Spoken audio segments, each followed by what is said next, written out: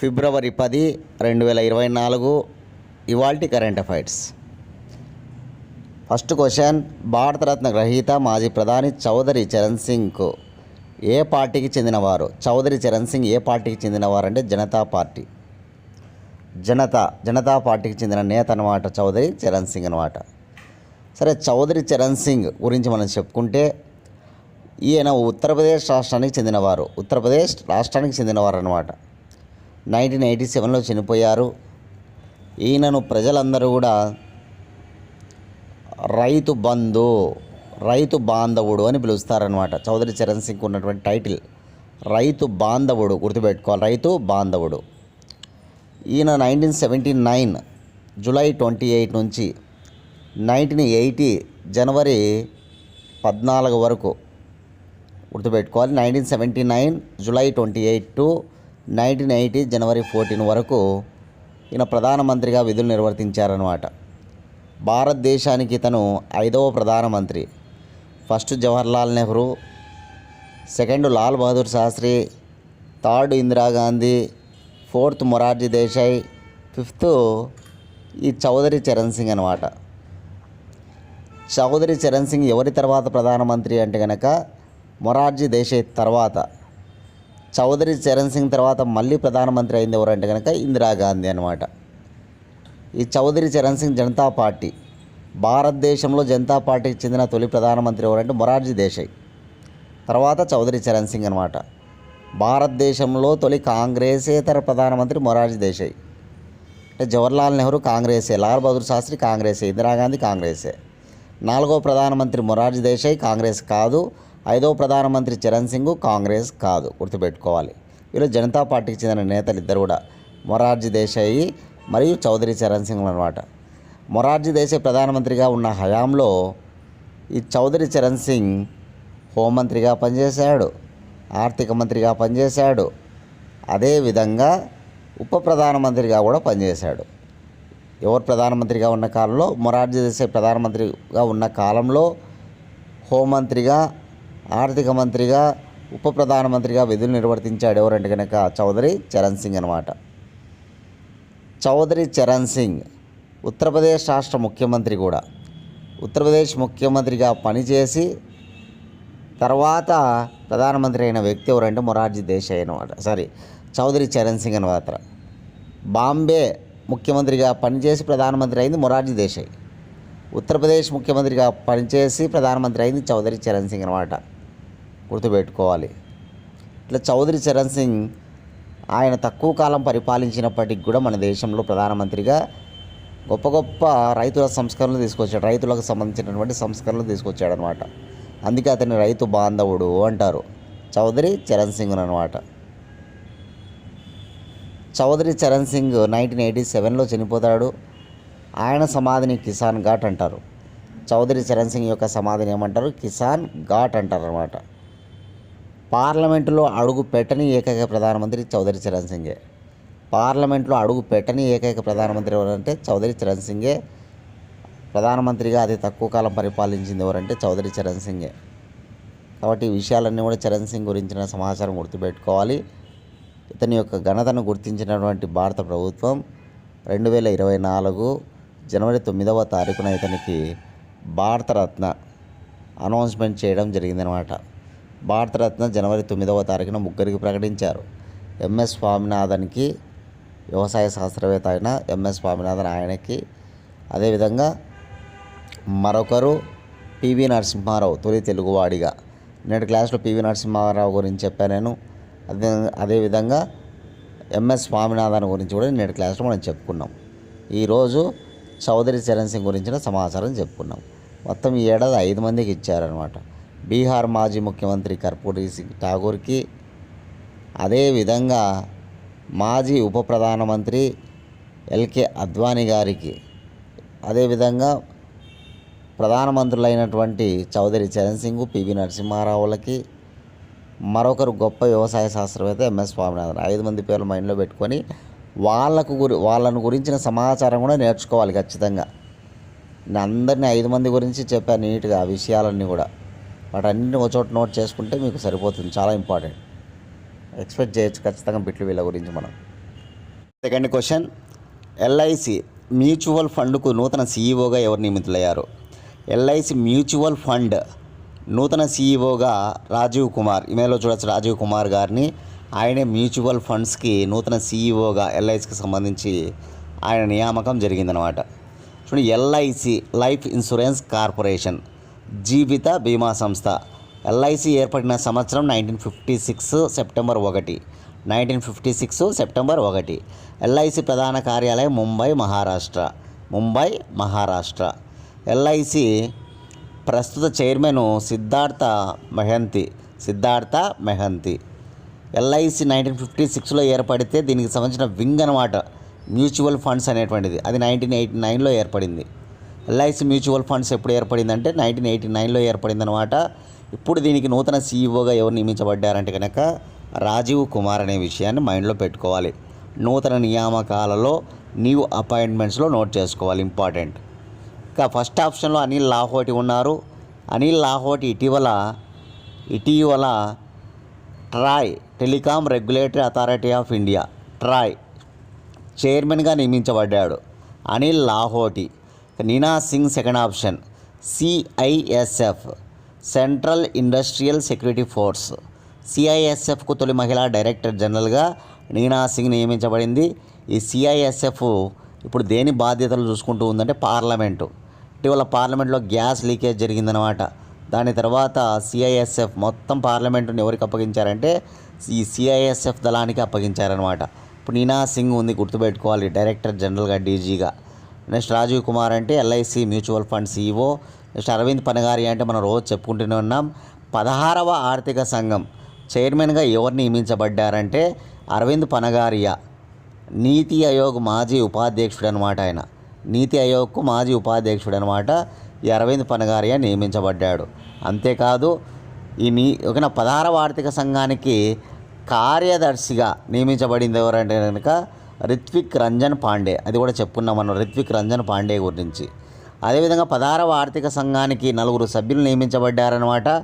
ఒకరు అజయ్ నారాయణ, 2 నిరంజన్ రాజ్యాధ్యక్ష, 3 అన్నీ George Matthew, 4 సౌమ్యాకాంత్. ఇట్లా 16వ ఆర్థిక సంఘం చైర్మన్ను, సెక్రటరీ, కార్యదర్శిని, అదేవిధంగా 4 సభ్యులను మీరు నోట్ చేసుకోవాలి, చాలా ఇంపార్టెంట్. అదేవిధంగా ఇటీవల 7 రాష్ట్రాల హైకోర్టు ప్రధాన న్యాయమూర్తులు వచ్చారనమాట. వాళ్ళని కూడా ఒక చోట లిస్ట్ చేసుకోండి, చాలా important. Third question, Paytm e commerce పేరు ఇక నుంచి ఏ పేరుగా మార్చబడినది? చూడండి, Paytm e commerce private limited, Paytm e commerce private limited అనేది ఇక నుంచి పాయ్ ప్లాట్ఫామ్స్ ప్రైవేట్ లిమిటెడ్గా పేరు మార్చబడింది అనమాట. పాయ్ ప్లాట్ఫామ్స్ ప్రైవేట్ లిమిటెడ్గా పేరు మార్చబడింది. పేరు మార్పు అనే అంశాలతో కూడా మన కరెంట్ అఫైర్స్ అడుగుతూ ఉంటారు. కానీ ఏవే గొప్ప అంటే ఇది మనకి ఎకానమీ రిలేటెడ్గా ఉన్నటువంటి పాయింట్ అనమాట. ఎకానమీ రిలేటెడ్గా ఉన్నటువంటిది ఇప్పుడు పేరు మార్చారనమాట. దేనిగా మార్చారనేది ఒక అంశంగా రాసుకోవాలి. Paytm e commerce private limited పేరును పాయ్ ప్లాట్ఫామ్స్ ప్రైవేట్ లిమిటెడ్గా పేరు మార్చడం జరిగిందనమాట. ఒక పేటీఎం అంటే మనందరికీ తెలుసు కాబట్టి పేటీఎం గురించి, పేటీఎం ఏర్పడిన సంవత్సరం 2010. పేటీఎం ప్రధాన కార్యాలయం ఉత్తరప్రదేశ్లోని నోయిడా. పేటీఎం వ్యవస్థాపకుడు ఫౌండర్ అనమాట. ఫౌండర్ వచ్చేసి విజయ్ శేఖర్ శర్మ. గుర్తుపెట్టుకోవాలి, చాలా ఇంపార్టెంట్ అనమాట. ఇంకా పేటీఎం అనేటువంటిది బ్యాంకింగ్ సెక్టార్లకు కూడా ఎంటర్ అయింది. పేటీఎం పేమెంట్ బ్యాంక్ అనమాట. ఇది 2017లో ఏర్పడింది. పేటీఎం పేమెంట్స్ బ్యాంక్ ఇది ఎప్పుడు ఏర్పడింది అంటే 2017లో ఏర్పడింది. కాబట్టి దీనికి సంబంధించిన ఈ విషయాలు నోట్ చేసుకోండి ఇంపార్టెంట్గా. ఫోర్త్ క్వశ్చన్, అమెరికా అధ్యక్షుడు బైడెన్చే నియమించబడిన అమెరికా తూర్పు జిల్లా జడ్జి ఎవరు? చూడండి, అమెరికా అధ్యక్షుడు ఎవరంటే జో బైడెన్. అతని చేత నియమించబడ్డాడు అనమాట. ఈస్ట్ డిస్ట్రిక్ట్ జడ్జి అనమాట. అంటే మన భారత సంతతికి చెందినటువంటి ఒక న్యాయమూర్తి ఏకంగా అమెరికాలో అక్కడ ఉన్నటువంటి తూర్పు జిల్లా జడ్జిగా నియమించబడ్డాడనమాట. అతనే సంకేత్ జయేష్ బర్వారా. చూడండి, ఇతర దేశాలలో గొప్ప గొప్ప పదవులు మన దేశం వాళ్ళు ఎవరైనా అలంకరిస్తే అవన్నీ కూడా మనకు ఇంపార్టెంటే. ఇటీవల మనం చెప్పుకున్నాం ఆస్ట్రేలియా దేశంలో ఒక సెనేటర్గా ఎన్నికయ్యాడనమాట వరుణ్. అది మనం చెప్పుకున్నాం, వరుణ్ అనేటువంటి వ్యక్తి ఆస్ట్రేలియా సెనేటర్గా ఎన్నికయ్యాడని, ఏకంగా భగవద్గీత పైన ఆయన ప్రమాణం చేశాడని, ఈ విషయాలు మనం వరుణ్ గురించి చెప్పుకున్నాం. అట్లా ఇతర దేశాల్లో గొప్ప గొప్ప పదవులు ఇస్తూ ఉంటారు మన వాళ్ళకి. అదేవిధంగా ఎన్నిక అవుతుంటారు, ఎలక్ట్ కూడా అవుతూ ఉంటారు అన్నమాట పోటీ చేసే ఎన్నికల్లో. సింగపూర్ ప్రధానమంత్రిగా ఉన్న ధర్మం షణ్ముగరత్నం మన భారతీయుడే, భారత సంతతికి చెందిన వ్యక్తే. అదేవిధంగా బ్రిటన్ ప్రధానమంత్రిగా ఉన్న రిషి సునాక్ మన భారతీయుడే, భారత సంతతికి చెందినటువంటి వ్యక్తే. ఓకేనా? ఇట్లా భారతీయుల పేర్లు మనం ఇతర దేశాల్లో గొప్ప గొప్ప పేర్లు సంపాదిస్తే తెలుసుకోవాలి. కాబట్టి ఈరోజు వార్తల్లో ఉన్నవాడు సంకేత్ జయేష్ బర్వారా. ఇతను అమెరికా దేశంలోని తూర్పు జిల్లా జడ్జిగా నియమించబడ్డాడనమాట. చాలా ఇంపార్టెంట్. ఎవరి చేత? అమెరికా అధ్యక్షుడు జోయ్ బైడెన్ నియమించాడనమాట ఏకంగా ఆయన్ను. ఓకేనా? గుర్తుపెట్టుకోవాలి. సరే, సెకండ్ ఆప్షన్ నితిన్ అగర్వాల్ ఉన్నారు చూడండి. ఇటీవలనే BSF border security force director జనరల్గా నియమించబడ్డాడు. 2023లో మనం చెప్పుకొని ఉంటాం ఈ పాయింట్. ఓకేనా? నితిన్ అగర్వాల్ గురించి. అదేవిధంగా అరుణా నాయర్ 2023లో నియామకం ఆమెది. అరుణా నాయర్ ఎవరంటే కనుక చాలా ఇంపార్టెంట్. రైల్వే బోర్డు తొలి మహిళా చైర్మన్గా ఎవరు నియమించబడ్డారంటే జయవర్మ సిన్హా. మొట్టమొదటి మహిళా చైర్మన్ అనమాట జయవర్మ సిన్హా. 2023లో చెప్పుకున్నాం. అదేవిధంగా 2023లోనే మనం ఇంకొక పాయింట్ చెప్పుకున్నాం. రైల్వే బోర్డు తొలి మహిళా సెక్రటరీ అనమాట, కార్యదర్శిగా అరుణా నాయర్ అని. ఈ అరుణా నాయర్ గుర్తుపెట్టుకోవాలి. Fourth option Nallathambi Kalaiselvi గొప్ప శాస్త్రవేత్త అనమాట. ఈమె ఓకేనా CSIR council of scientific industrial రీసెర్చ్కు తొలి మహిళా డైరెక్టర్ జనరల్గా నియమించబడింది ఎవరంటే కనుక నల్లతంబి కలై సెల్వి. ఈమెను కూడా మనం చెప్పుకుంటూనే ఉన్నాం. కాబట్టి వీళ్ళని నోట్ చేసుకోండి, వీళ్ళు దేనికి పని చేస్తున్నారు అనేది గుర్తుపెట్టుకోవాలి. ఫిఫ్త్ క్వశ్చన్, సారథి పోర్టల్ను ఏ మంత్రిత్వ శాఖ ప్రారంభించినది? సారథి పోర్టల్ను కేంద్ర వ్యవసాయ మంత్రిత్వ శాఖ ప్రారంభించిందనమాట. చూడండి, సారథి పోర్టల్ అనేటువంటిది వ్యవసాయదారులకు ఉపయోగపడే విధంగా రూపొందించబడినటువంటి పోర్టల్ అనమాట. వ్యవసాయ శాఖ మంత్రి అర్జున్ ముండా, జార్ఖండ్ మాజీ ముఖ్యమంత్రి అర్జున్ ముండా, ఆయన ప్రజెంట్ వ్యవసాయ శాఖ మంత్రిగా, గిరిజన వ్యవహారాల మంత్రిగా ఉన్నారనమాట. ఆయన ఈ పోర్టల్ను ప్రారంభించడం జరిగింది. SARTHI. దీని పూర్తి పేరు నోట్ చేసుకోవాలి మీరు. SARATHI portal sandbox for agricultural and rural technical and insurance. మళ్ళీ ఒకసారి, sandbox for agriculture and rural technical and insurance అనేటువంటిది దీని యొక్క పూర్తి పేరు. ఈ పోర్టల్ను అగ్రికల్చర్ మినిస్ట్రీ స్టార్ట్ చేసింది. ఎవరంటే కనుక అర్జున్ ముండా గారు ప్రారంభించారు. ఏ పథకం కింద దీన్ని ప్రారంభించారు అంటే మాత్రం ప్రధానమంత్రి ఫసల్ బీమా యోజన అనే పథకం కింద ఈ పోర్టల్ అనేటువంటిది ప్రారంభించబడింది అనే విషయం మీరు గుర్తుపెట్టుకోవాలి. చూడండి, ఆప్షన్స్ ఒకసారి చూడండి. పెట్రోలియం మినిస్టర్గా ఇప్పుడు ఎవరున్నారంటే హర్దీప్ సింగ్ పురి ఉన్నారు. మన దేశ పెట్రోలియం శాఖ మంత్రిగా హర్దీప్ సింగ్ పురి ఉన్నారు. పెట్రోలియము, చమురు, సహజ వాయువు మినిస్టర్ అనమాట ఆయన. గ్రామీణాభివృద్ధి శాఖ మంత్రి, రూరల్ డెవలప్మెంట్ మినిస్టర్ వచ్చేసి గిరిరాజ్ సింగ్, గ్రామీణాభివృద్ధి పంచాయతీరాజ్. ఓకేనా? వాళ్ళు అనమాట. పట్టణాభివృద్ధి శాఖ మంత్రిగా కూడా హర్దీప్ సింగ్ పూరినే ఉన్నారు. అర్బన్ డెవలప్మెంట్ మినిస్టర్, పట్టణాభివృద్ధి శాఖ హర్దీప్ సింగ్ పూరి. వ్యవసాయ శాఖ మంత్రిగా కూడా హర్దీప్ సింగ్ పూరి ఉన్నారు. అర్జున్ ముండా. వ్యవసాయ శాఖ మంత్రిగా ఎవరు ఉన్నారంటే అర్జున్ ముండా ఉన్నారు, గుర్తుపెట్టుకోవాలి. ఇక్కడ మనకు మినిస్టర్లు కూడా అడుగుతూ ఉంటారు అనమాట. కేంద్రంలో ఎవరెవరు మినిస్టర్, న్యాయశాఖ మంత్రి ఎవరు? అర్జున్ మేఘ్వాల్. మనకు రవాణా అంటే 4 ఉంటాయి: రైళ్ళు, రోడ్లు, షిప్పులు, విమానాలు. రైల్వే శాఖ మంత్రిగా ఉన్నవారు అశ్విని వైష్ణవ్ అనమాట. షిప్పింగ్ మినిస్టర్గా ఉండేది సర్బానంద సోనోవాల్, షిప్పింగ్. అదేవిధంగా సివిల్ ఏవియేషన్, విమానయాన శాఖ మంత్రిగా కామెంట్ బాక్స్లో మీ సమాధానం తెలియజేయండి ఎవరు అనేది.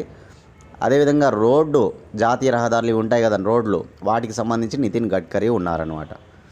ఇక సివిల్ ఏవియేషన్ విమానయాన శాఖ మంత్రి ఎవరు? కామెంట్ బాక్స్లో మీ సమాధానాన్ని తెలియజేయండి. 6th క్వశ్చన్, ఈశాన్య రాష్ట్రాల్లో ఏ 2 రాష్ట్రాల ముఖ్యమంత్రుల మధ్య అంతర్రాష్ట్ర సరిహద్దు ఒప్పందం కుదిరింది?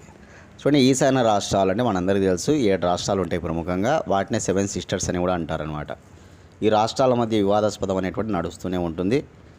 కానీ ఎప్పటి నుంచో సుదీర్ఘకాలంగా అస్సాం మిజోరాం మధ్య సరిహద్దు జిల్లాలలో అంటే అంతర్రాష్ట్రం అంటే కనుక 2 రాష్ట్రాల మధ్య అని, ఆ 2 రాష్ట్రాల మధ్య వివాదాస్పదం నడుస్తూ ఉందన్నమాట.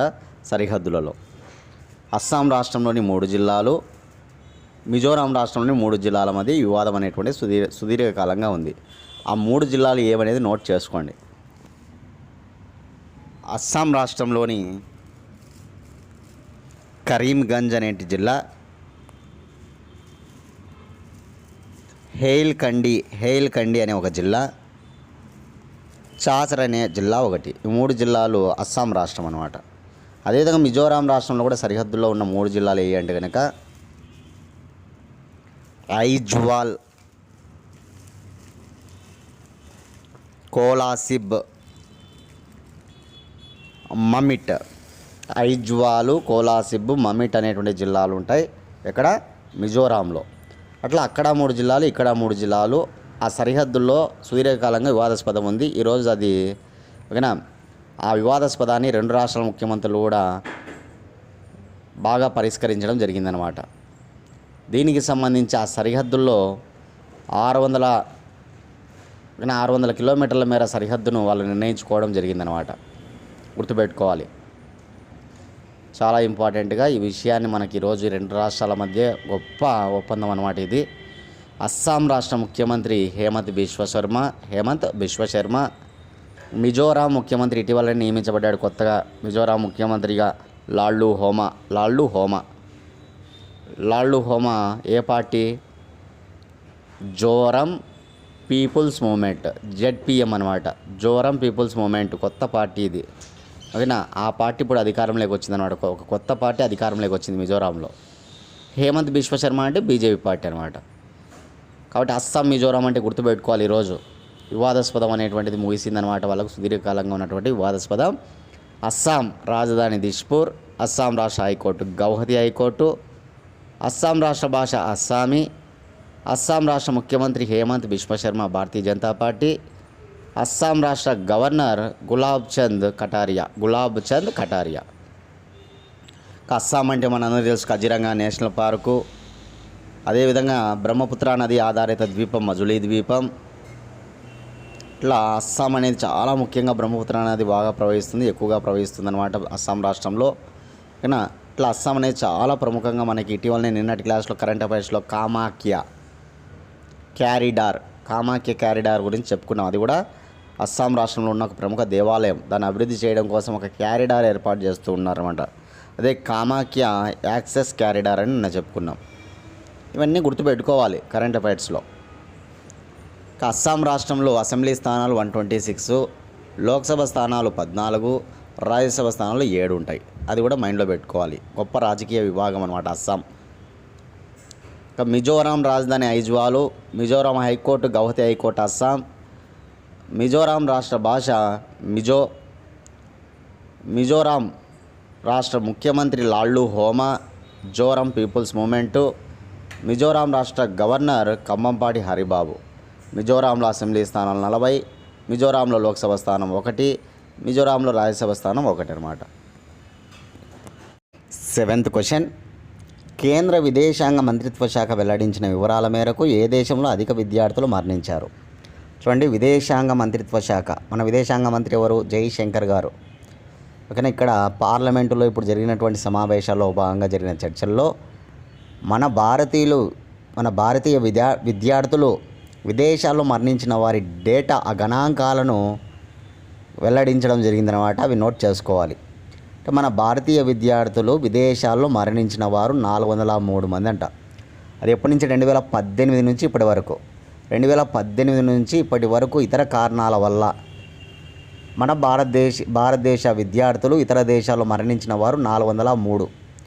అత్యధికంగా కెనడాలో గుర్తుపెట్టుకోవాలి, అత్యధికంగా కెనడా 91 మంది. తర్వాత ఇంగ్లాండ్లో 48 మంది, 48. Russia 40. America 36.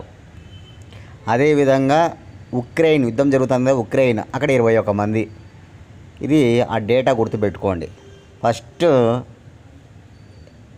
Canada, second England, third Russia, fourth America, fifth Ukraine అనమాట. ఇది గుర్తుపెట్టుకోవాలి. మొత్తంగా 403 మంది అనమాట. ఇక్కడ మనం ఇమేజ్లో చూపిస్తున్నాం, అది కెనడా ఫ్లాగ్ అనమాట. మధ్యలో లీఫ్ ఉంటుంది, వాళ్ళకు మ్యాపిల్ ఆకు అని. మ్యాపిల్ ఆకు దేశం అంటారు అనమాట కెనడా. మ్యాపిల్ ఆకు దేశం. కెనడా రాజధాని ఒట్టావా. కెనడా దేశ currency dollar, Canadian dollar. Canada ఉత్తర అమెరికా ఖండంలోని ఒక దేశం. ప్రపంచంలో విస్తీర్ణంలో 2వ అతిపెద్ద దేశం కెనడా, రష్యా తర్వాత కెనడా ఓకేనా. భాష ఇంగ్లీషు, కెనడా భాష వచ్చేసి ఇంగ్లీష్. కెనడా ప్రస్తుత ప్రధానమంత్రి జస్టిన్ ట్రూడో గుర్తుపెట్టుకోవాలి. 8th question, 2024-2025 సంవత్సరంను ISRO దేనిగా ప్రకటించినది? చూడండి, ఇస్రో భారత అంతరిక్ష పరిశోధనా సంస్థ, ఇండియన్ స్పేస్ రీసెర్చ్ ఆర్గనైజేషన్ అన్నమాట. ఇస్రో ఏర్పడిన సంవత్సరం 1969 ఆగస్టు 15. ఇస్రో ప్రధాన కార్యాలయం బెంగళూరు, కర్ణాటక.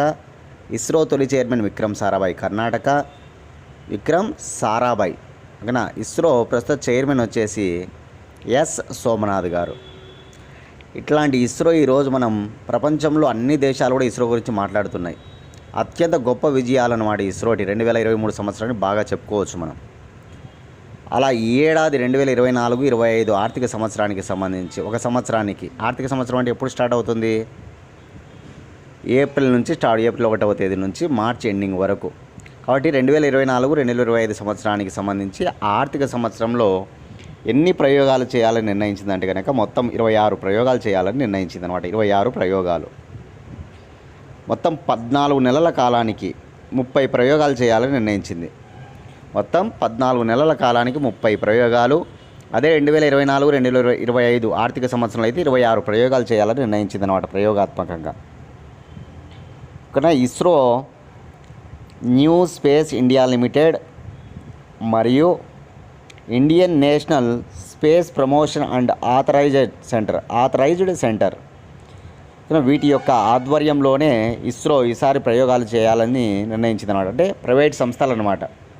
ఇస్రో తానే ఓకేనా ముందుంటుంది, కానీ ఎవరి యొక్క ఆధ్వర్యంలో ఇవన్నీ జరుగుతాయి, ఎవరి యొక్క సహకారాలు తీసుకుంటాయంటే కనుక ప్రైవేట్ సంస్థల యొక్క సహకారాలు తీసుకొని ఇస్రో ముందుకు పోతుందన్నమాట ఈసారి.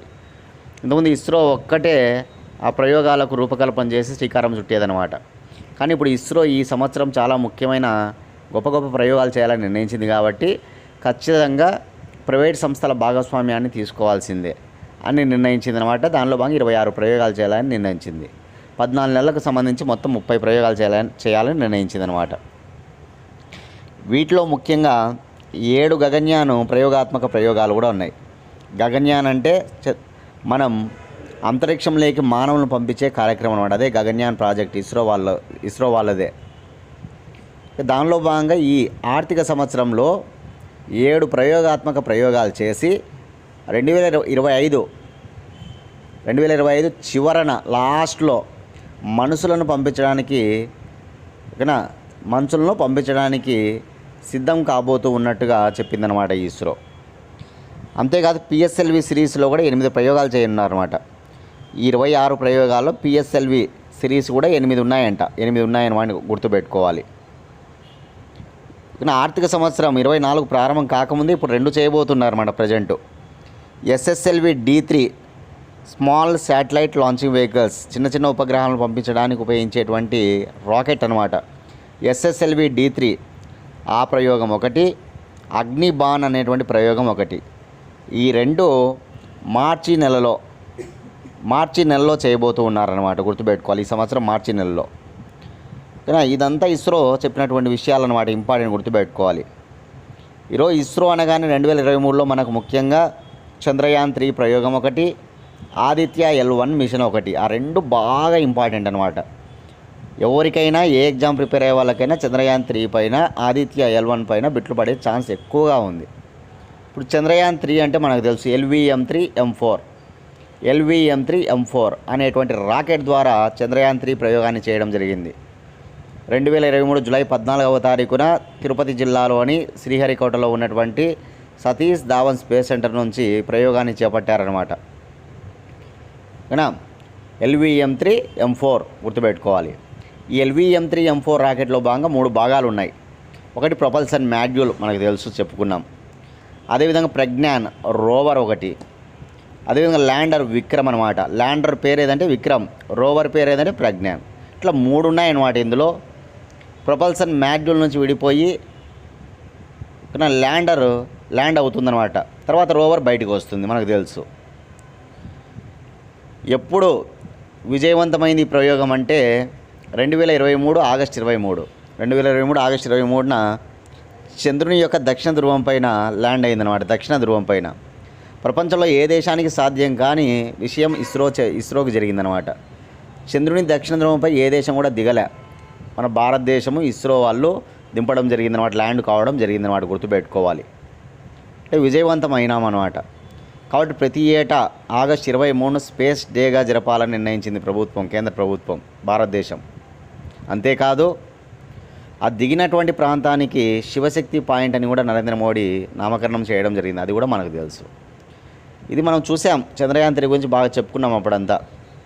మళ్ళా దాని తర్వాత బ్రహ్మాండమైన ప్రయోగం అంటే ఆదిత్య L1 మిషన్ అనమాట. ఆదిత్య L1 మిషన్ ఎప్పుడు సెప్టెంబర్ 2, 2023 సెప్టెంబర్ 2 అనమాట. అది ఈ ఏడాది జనవరి నెలలో హలో కక్షలోకి ప్రవేశించిందని కూడా చెప్పుకున్నాం. జనవరి నెలలో హలో కక్ష అంటే L1 పాయింట్ వద్దకు చేరుకుని అది కక్షలోకి ప్రవేశించిందనమాట.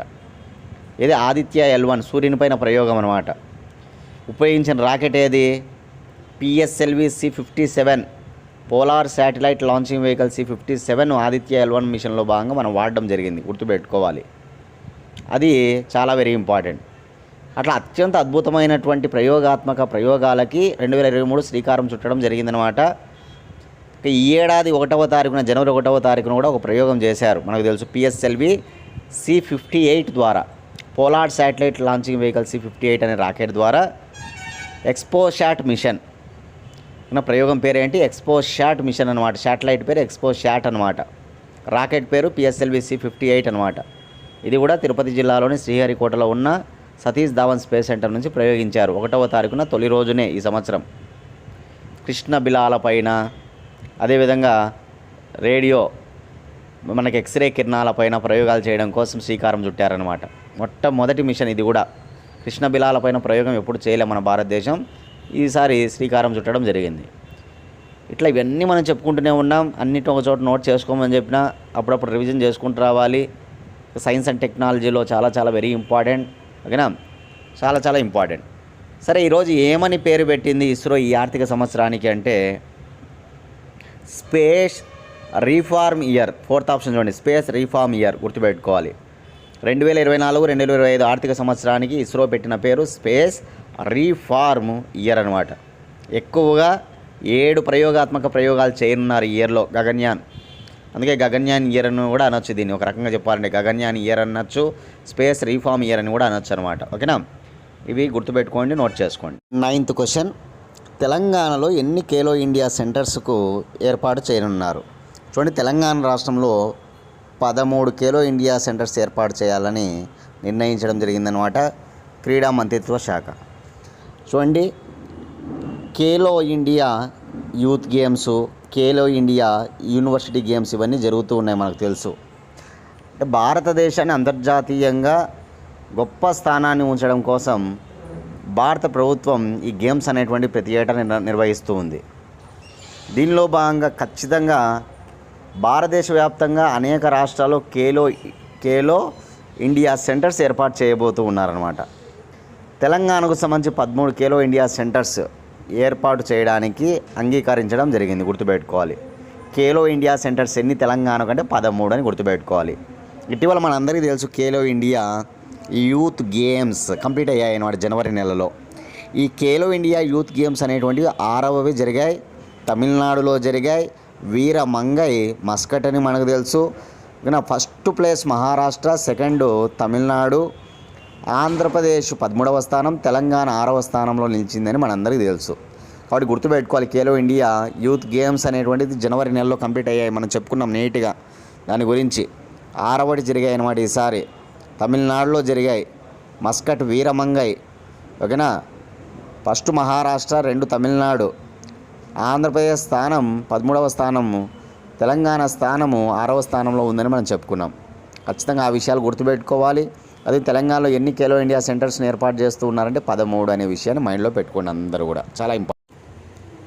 Next last question. Athlete Nirmala శరణ్పై డోపింగ్ నిరోధక సంస్థ 9 ఏళ్ల నిషేధం విధించగా ఆమె ఏ రాష్ట్ర అథ్లెట్? చూడండి, 9 ఏండ్ల నిషేధం అనమాట. ఎవరిపైన అంటే కనుక నిర్మలా శరణ్. ఈమె గొప్ప అథ్లెట్, 400 మీటర్ల అథ్లెట్గా గొప్ప నైపుణ్యం కలిగినటువంటి ఒక గొప్ప అథ్లెట్ అనమాట. ఎవరు? నిర్మలా శరణ్.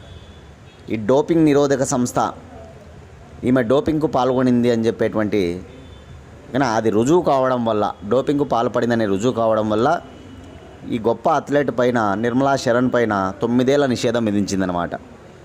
ఈమె ఆసియా ఛాంపియన్ కూడా, 2017లో గోల్డ్ మెడల్ సాధించిందనమాట.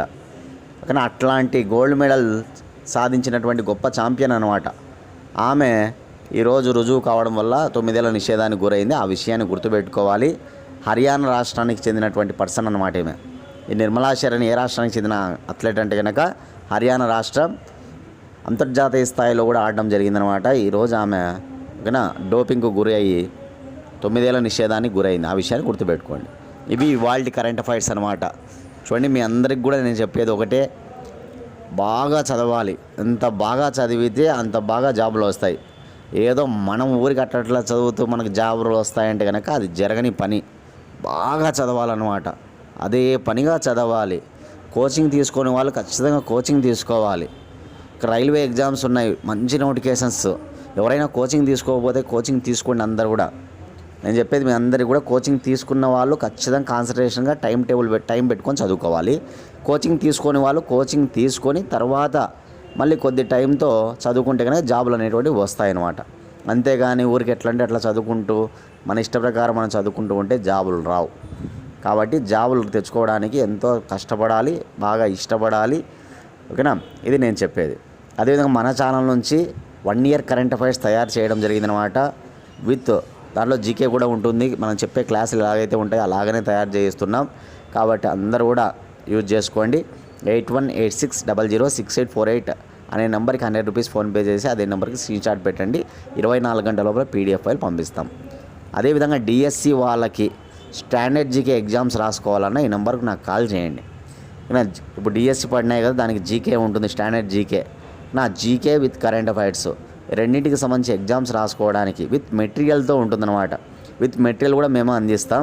కాబట్టి ఎగ్జామ్స్ రాసుకోవాలనుకుంటే మీరు నెంబర్కి కాల్ చేసి ఓకేనా ఆ డీటెయిల్స్ కనుక్కొని ఎగ్జామ్ గ్రూప్లో జాయిన్ కావచ్చు. రైల్వే వాళ్ళకు కూడా జీకే ఇంపార్టెంట్. కాబట్టి జీకేకి సంబంధించి విత్ మెటీరియల్తో ఎగ్జామ్స్ పెడుతున్నాం. రైల్వేస్కి ప్రిపేర్ అవుతూ ఉన్నా, అదేవిధంగా మీరు ఓకేనా డిఎస్సికి ప్రిపేర్ అవుతున్నా ఖచ్చితంగా కాంటాక్ట్ కండి. ఓకే, నెక్స్ట్ క్లాస్లో మళ్ళీ కలుసుకుందాం ఫ్రెండ్స్. థ్యాంక్స్.